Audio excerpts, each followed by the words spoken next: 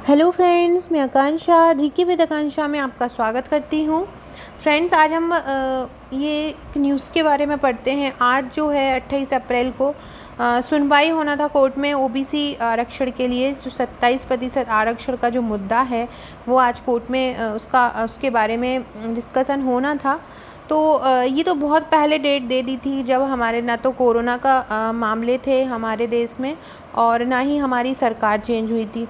उसी बीच 28 अप्रैल के आने आने तक बहुत से ऐसे चीज़ें हो गई हैं हमारे देश में, तो कि ये मामला टल गया है।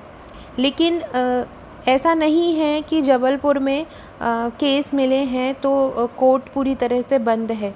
जो भी महत्वपूर्ण सुनवाई हैं वो कोर्ट में चल रही हैं और जो सुनवाई हो रही हैं और जो महत्वपूर्ण मुद्दे हैं उन पे अर्जी लगाई जाती है और उसके बाद वीडियो कॉन्फ्रेंसिंग के ज़रिए उस पर सुनवाई होती है।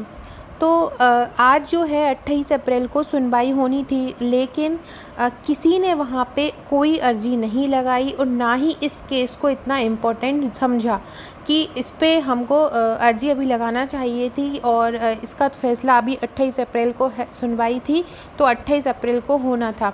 तो अपने यहाँ से मध्य प्रदेश सरकार द्वारा यहाँ से अभी कोर्ट में कोई इस मामले में इतना जल्दीबाजी नहीं की है, तो जिसके चलते ये फिर डिले हो गया है। और अब इसकी जो डेट बढ़ा के जो भी बचे हुए पेंडिंग केस हुए होंगे जो 28 अप्रैल की डेट में थे, आज बहुत से मामलों की सुनवाई हुई है, लेकिन जब सुनवाई हो रही थी तो ये मामला जो ओबीसी आरक्षण मामला है वो कोर्ट में वीडियो कॉन्फ्रेंसिंग में नहीं गया है। अगर इस पे ज़्यादा जोर दिया जाता तो ये मामला जाता, लेकिन सरकार अब जो है अभी कोरोना मामले में व्यस्त है और वो ज़रूरी भी है, क्योंकि अगर हम स्वस्थ रहेंगे तभी हम एग्ज़ाम दे पाएंगे और हम सिलेक्ट हो पाएंगे। तो वो सरकार का नज़रिया भी बिल्कुल सही है। तो जिसके चलते इस जो मामला है इस पे कोई सुनवाई नहीं हुई है और जो आगे की डेट जो बढ़ गई है वो डेट बढ़ गई है 3 मई। तो 3 मई की ये डेट दे दी गई है। इस पे भी हम कंफर्म नहीं बोल सकते हैं कि 3 मई तक आपका रिज़ल्ट जो है वो आ ही जाएगा।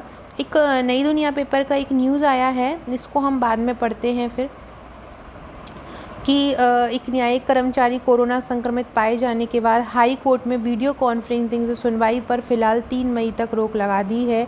तो इसी तरह ये जो 3 मई तक रोक लगाई है, तो कोई भी मामला अभी जो कोर्ट में पेंडिंग पड़ा हुआ है उन पे भी कोई सुनवाई नहीं हो रही है। जितने भी मामले हैं वो 3 मई के बाद ही देखे जाएंगे।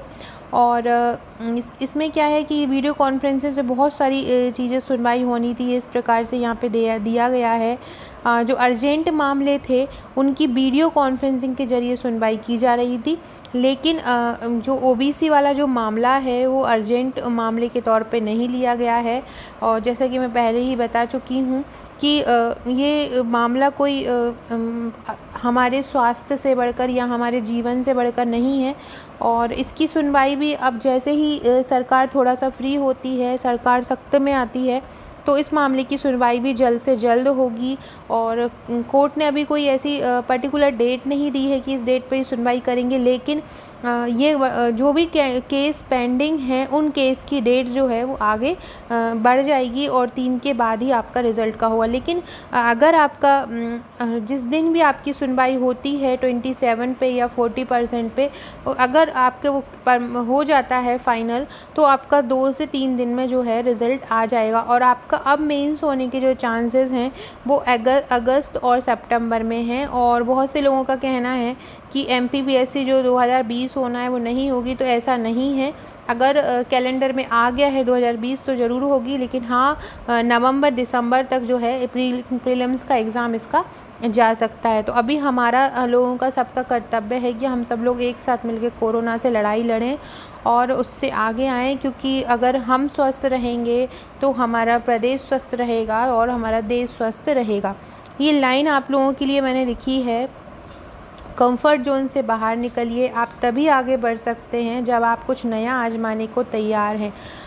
तो आप जहाँ पे भी हैं, आप आराम से बैठे हैं तो आप कुछ नया कीजिए अपने घर में बैठकर। आप कुछ नया करेंगे तो आप कुछ नए कर पाएंगे और अपनी पढ़ाई को बेहतर बनाइए।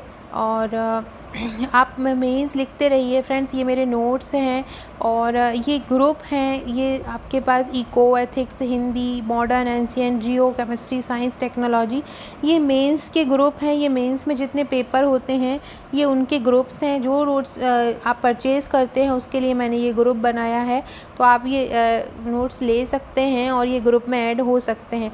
अगर आप मध्य प्रदेश की किसी भी एग्ज़ाम की तैयारी कर रहे हैं तो आप पढ़ाई करते रहिए।